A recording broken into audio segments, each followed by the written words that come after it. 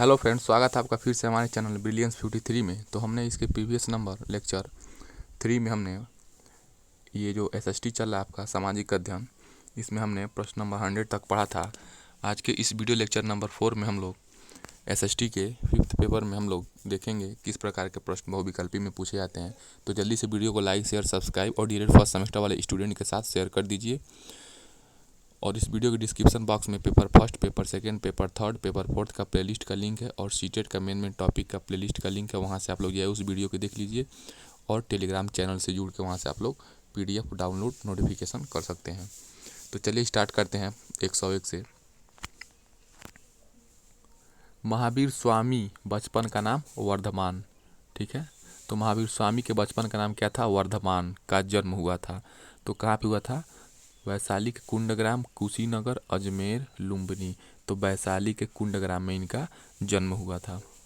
Pyramid किस देश में है? तो आपको पता है मिस्र के पिरामिड नाम से फेमस है, तो ये मिस्र में है।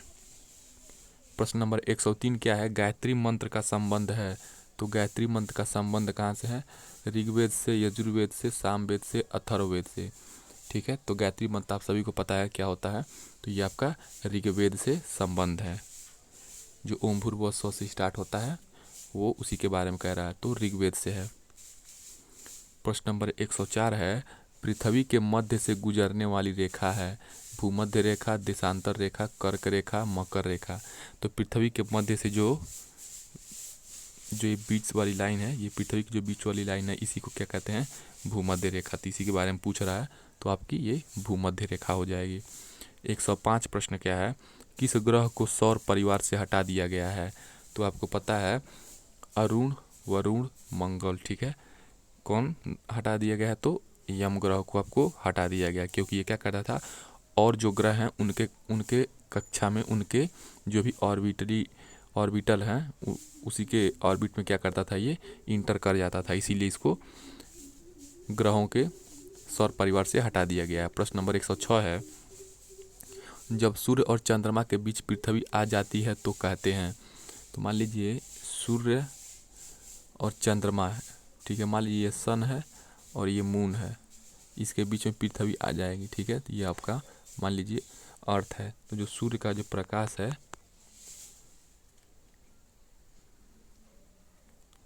तो क्या इसको क्या कहते हैं? जब सूर्य और चंद्रमा के बीच में पृथ्वी आ जाती है तो इसे क्या कहते हैं? चंद्र ग्रहण कहते हैं, लूनर इक्लिप्स कहते हैं। ठीक है, इसको क्या कहते हैं? लूनर इक्लिप्स कहते हैं, चंद्र ग्रहण। प्रश्न नंबर 107 है, जब पृथ्वी और सूर्य के बीच चंद्रमा आ जाता है तो कहते हैं। तो इसको क्या कहेंगे? सूर्य ग्रहण। ठीक है,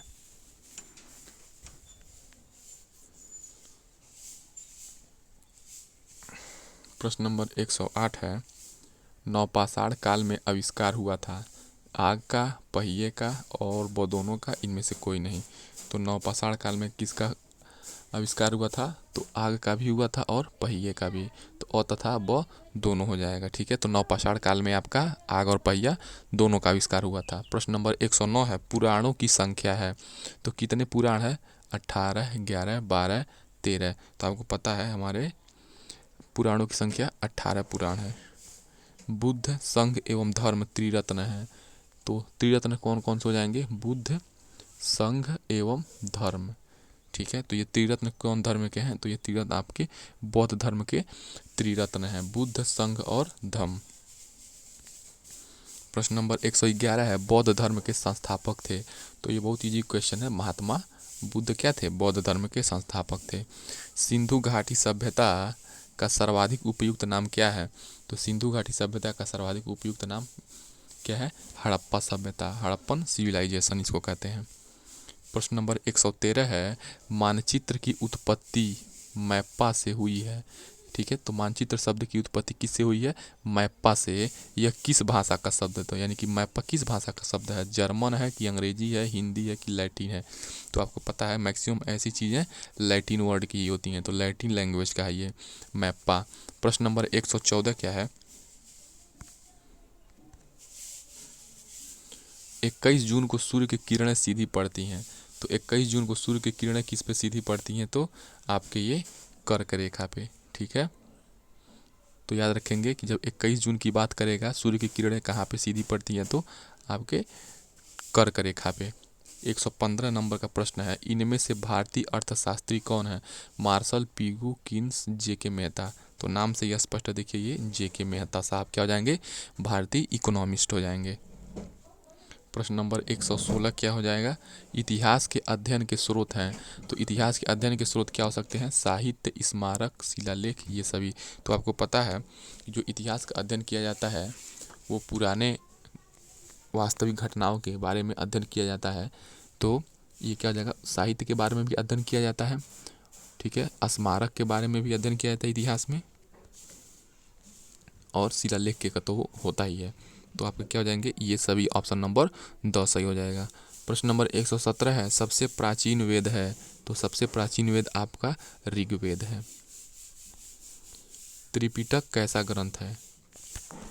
तो प्रश्न नंबर 118 है, त्रिपिटक कैसा ग्रंथ है? तो बताना है आपको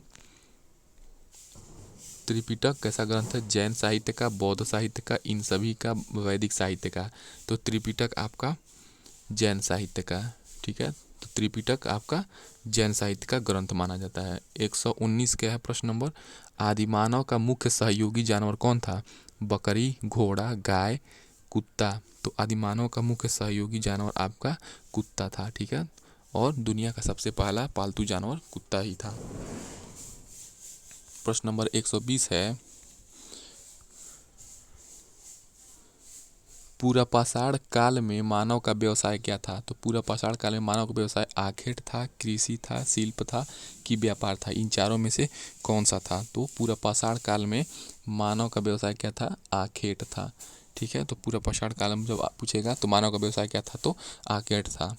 प्रश्न नंबर 121 है, पिरामिड किस देश में है? तो आपको पता है पिरामिड मिस्र के देश में है पिरामिड। ठीक है, प्रश्न नंबर 122 क्या है? कोसल महाजनपद की राजधानी थी। तो आपको पता है जो 16 महाजनपद है उससे क्वेश्चन पूछता है। तो कोसल महाजनपद की राजधानी कहाँ थी? तो कोसल की महाजनपद की राजधानी श्रावस्ती थी। ठीक है, हड़प्पा सभ्यता की खोज कब हुई थी? तो हड़प्पा सभ्यता की खोज आपकी 1901 ईस्वी में हुई थी।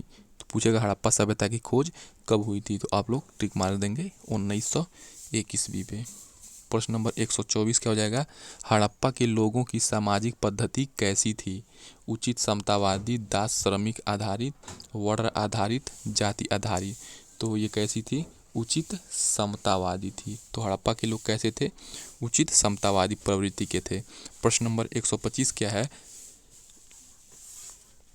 उत्तरी ध्रुव से दक्षिणी ध्रुव तक खींची गई रेखा है। तो मान लीजिए अगर ये हमारा ग्लोब है तो ये नॉर्थ है और ये साउथ है। तो उत्तरी ध्रुव से दक्षिणी ध्रुव के बीच में जो खींची गई रेखा है उन्हें हम लोग क्या कहते हैं? बताइए। तो ये हमारा क्या जाएगा? जो ऐसे वर्टिकल लाइंस हैं, ये सारी जो भी ऊर्ध्वाधर रेखा है इनको हम देशांतर रेखा कहते हैं। ठीक है, प्रश्न नंबर 126 है, भारतीय लोकतंत्र के समक्ष चुनौती है। तो बताइए, गुणनिरपेक्षता, धर्मनिरपेक्षता, सांप्रदायिकता, इनमें से कोई नहीं। तो आपको पता है भारतीय लोकतंत्र के समक्ष सबसे बड़ी चुनौती क्या है? सांप्रदायिकता। ठीक है, यानी कि जो भी सांप्रदायिक दंगे वगैरह होते हैं इनसे निपटना और हमारे देश में एकता बनाए रखना, ये हमारे लिए बहुत बड़ी चुनौती है। प्रश्न नंबर 127 क्या है? भारत में सबसे अधिक जनसंख्या वाला राज्य है? महाराष्ट्र, पंजाब, बिहार, उत्तर प्रदेश। तो भारत में सबसे अधिक जनसंख्या वाला राज्य क्या हो जाएगा आपका? उत्तर प्रदेश। ये बहुत इजी क्वेश्चन है। प्रश्न नंबर 128 है, वैदिक आरंभिक वैदिक साहित्य में सर्वाधिक वर्णित नदी है? तो आरंभिक वैदिक साहित्य में सिंधु, सतुद्री, गंगा, सरस्वती। तो कौन सी नदी हो जाएगी आपकी? सिंधु नदी हो जाएगी। ठीक है, तो आरंभिक वैदिक साहित्य में सर्वाधिक वर्णित नदी आपकी सिंधु नदी हो जाएगी। जो भी इस क्लास को पहली बार देख रहे हैं हमारे चैनल को सब्सक्राइब और वीडियो को लाइक कर लीजिए।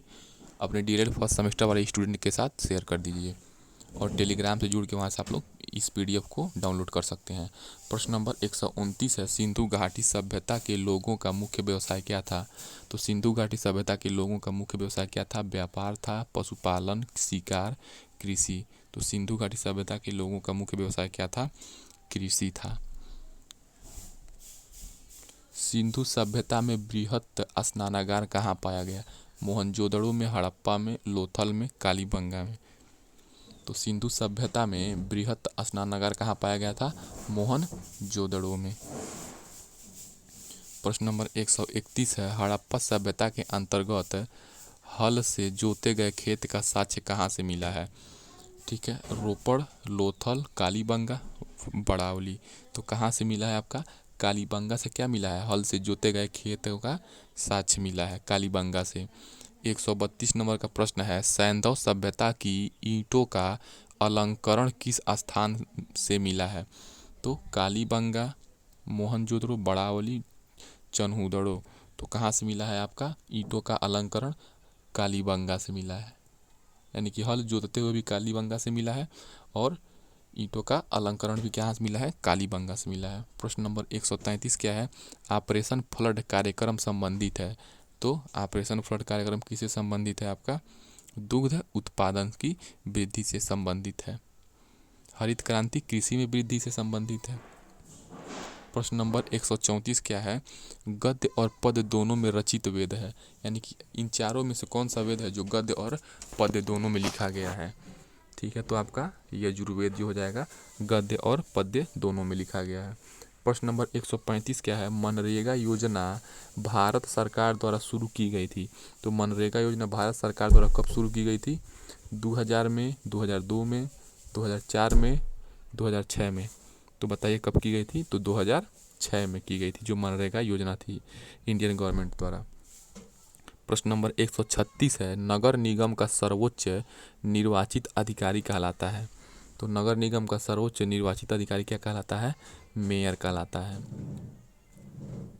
जिले में परिवार कल्याण के कार्य कौन करवाता है? तो जिला न्यायाधीश, ये तो न्यायालय से संबंधित है। मुख्य विकास अधिकारी, ये भी नहीं। बेसिक शिक्षा अधिकारी, ये तो टीचर्स है। तो परिवार कल्याण के कार्य कौन करवाता है? मुख्य चिकित्सा अधिकारी जो होता है, ठीक है, जो सीएमओ होता है। प्रश्न नंबर 138 है, राजुक थे चोल राज्य के व्यापारी, गुप्त साम्राज्य में सामंत वर्ग, मौर्य शासन में न्यायाधीश, शक सेना सैनिक। तो जो राजुक थे क्या थे आपके? मौर्य शासन में न्यायाधीश थे। राजुक क्या हुआ करते थे? मौर्य शासन में जो न्यायाधीश, जो जज हुआ करते थे, उन्हें राजुक कहते थे। प्रश्न नंबर 139 है, सांची का स्तूप स्थित है। तो सांची का स्तूप कहाँ स्थित है? उत्तर प्रदेश में, बिहार में, महाराष्ट्र में कि मध्य प्रदेश में? तो सांची का स्तूप मध्य प्रदेश राज्य में स्थित है। प्रश्न नंबर 140 देखिए क्या हो जाएगा? ग्लोब प्रतिरूप होता है किसका? सूर्य का, चंद्रमा का, पृथ्वी का, महासागर का। तो जो ग्लोब होता है किसका प्रतिरूप होता है? तो आप लोग बता सकते हैं पृथ्वी का। क्या होता है? ग्लोब क्या है? पृथ्वी का एक मॉडल होता है, इमेजिनरी मॉडल होता है। प्रश्न नंबर 141 है, शक संवत चलाया गया था। तो शक संवत किसके द्वारा चलाया गया था? कनिष्क, अशोक, समुद्रगुप्त, चंद्रगुप्त मौर्य। तो शक संवत चलाया गया था आपका कनिष्क द्वारा। प्रश्न नंबर 142 है, पंचवर्षीय योजनाओं को अंतिम रूप देता है योजना मंत्री, राष्ट्रपति, प्रधानमंत्री, राष्ट्रीय विकास परिषद। तो पंचवर्षीय योजनाओं को अंतिम रूप प्रधानमंत्री देते हैं। प्रश्न नंबर 143 है, सूर्य के सबसे निकट ग्रह है। तो बुध क्या है? सूर्य के सबसे निकट ग्रह है। प्रश्न नंबर 144 है, निम्न में से कौन सा कथन सही नहीं है? दिशा, दूरी व प्रतीक मानचित्र के घटक हैं। मानचित्र का नीचे का सिरा उत्तर दिशा में होता है, ठीक है। दिक्सूचक यंत्र की चुंबकीय सुई सदैव उत्तर व दक्षिण दिशा में ठहरती है। सड़कें, रेल, कस्बों आदि के सही स्वरूप को मानचित्र द्वारा दर्शाया जा सकता है। तो देखिए क्या हो जाएगा? कह दिशा, दूरी व प्रतीक मानचित्र के घटक हैं। तो बिना दिशा और दूरी के किसी भी मानचित्र में कौन सा स्थान कहाँ पे हम नहीं पता लगा पाएंगे, ठीक है। इसका मतलब ये क्या हो जाएगा? ये ऑप्शन सही है। हमसे पूछा कौन ऑप्शन गलत है, यानी कि ये ऑप्शन सही है, तो ये उत्तर होगा नहीं, गलत वाला ऑप्शन हमारा उत्तर होगा। मानचित्र का नीचे का सिरा उत्तर दिशा में होता है, तो ये गलत दिया है, क्योंकि ये अगर मान लीजिए मानचित्र है तो ये ईस्ट होता है, ये वेस्ट होता है, ये नॉर्थ होता है, ये साउथ होता है। तो कह रहा नीचे वाला सिरा क्या होता है, उत्तर दिशा होता है, नीचे वाला सिरा क्या होता है, दक्षिण दिशा होता है। तो ये स्टेटमेंट गलत है। तो यही गलत पूछा है कि कौन सा कथन गलत है, तो यही स्टेटमेंट गलत होती है। ये हमारा ऑप्शन सही हो जाएगा। प्रश्न नंबर 145 है, अंतर्राष्ट्रीय तिथि रेखा कहते हैं। तो अंतर्राष्ट्रीय तिथि रेखा किसे कहते हैं, 180 डिग्री देशांतर रेखा को। ठीक है, तो अंतर्राष्ट्रीय तिथि रेखा किसको कहेंगे, 180 डिग्री जो भी देशांतर रेखा है ऐसे इस ग्लोब पे, अगर जो ये 180 डिग्री जो है उसी को अंतर्राष्ट्रीय तिथि रेखा कहते हैं। प्रश्न नंबर 146 है, नीला ग्रह ब्लू प्लेनेट कहते हैं। तो नीला ग्रह किसे कहते हैं, आपको पता है, जो हमारी पृथ्वी है उसे क्या कहते हैं, नीला ग्रह कहते हैं। ठीक है, ब्लू प्लेनेट कहते हैं। प्रश्न नंबर 147 है, हड़प्पा सभ्यता से संबंधित स्थल कालीबंगा स्थित है। तो हड़प्पा सभ्यता से जो संबंधित स्थल कालीबंगा है वो कहाँ पे है, तो राजस्थान में है। तो यहाँ पे क्या मिला था, ईंटों के अलंकरण मिले थे, खेत जोतते हुए हल जो मिले हैं वो कालीबंगा से ही मिले हैं। ठीक है, हड़प्पा सभ्यता से रिलेटेड है ये, और ये कालीबंगा आपका कहाँ पे है, राजस्थान में है। ये आपको याद रखना है, इंपॉर्टेंट प्रश्न है। प्रश्न नंबर 148 है, मुद्रण कला के आविष्कारक थे। तो मुद्रण कला के आविष्कारक कौन थे, यूनानी थे, रोमन थे, ईरानी थे, चीनी थे। तो मुद्रण कला के आविष्कारक कौन थे, तो मुद्रण कला के आविष्कारक आपके चीनी थे। ठीक है, यानी कि नोटों या करेंसी को छापने का जो काम किया थे सबसे पहले कौन उस कला में पारंगत थे, तो चाइनीज थे सब। जैन धर्म के संस्थापक थे। तो जैन धर्म के संस्थापक कौन थे, ऋषभदेव, महावीर स्वामी, पार्श्वनाथ, अरिष्टनेमी। तो बताइए जैन धर्म के संस्थापक कौन थे, तो जैन धर्म के संस्थापक आपके ऋषभदेव जी थे। 150 नंबर प्रश्न है, द्वितीय बौद्ध संगीति सेकेंड बुद्धिस्ट काउंसिल, ठीक है, सभा का आयोजन हुआ था। तो कहाँ हुआ था, अशोक के शासनकाल में, अजातशत्रु के शासनकाल में, कालाशोक के शासनकाल में, कनिष्क के शासनकाल में। तो द्वितीय बौद्ध संगीति कब हुआ था, आपका अजातशत्रु के शासन काल में हुआ था। तो आपको ऑप्शन नंबर बी सही हो जाएगा। इस प्रकार हमने 150 नंबर के प्रश्न तक पढ़ा है। आगे का 48 प्रश्न और है, हम लोग पढ़ेंगे आगे नेक्स्ट वीडियो में। चलिए जल्दी से वीडियो को लाइक शेयर सब्सक्राइब और अपने फ्रेंड के साथ शेयर कर दीजिए, और इसी PDF आप लोग टेलीग्राम से जुड़ के वहाँ से डाउनलोड कर लीजिए। और चारों पेपर को फिर से इस टेलीग्राम का इस वीडियो डिस्क्रिप्शन बॉक्स में लिंक है, वहाँ से आप लोग देख सकते हैं। और हमारे चैनल को सब्सक्राइब और शेयर करना ना भूलें। मिलते हैं नेक्स्ट वीडियो में। जय हिंद।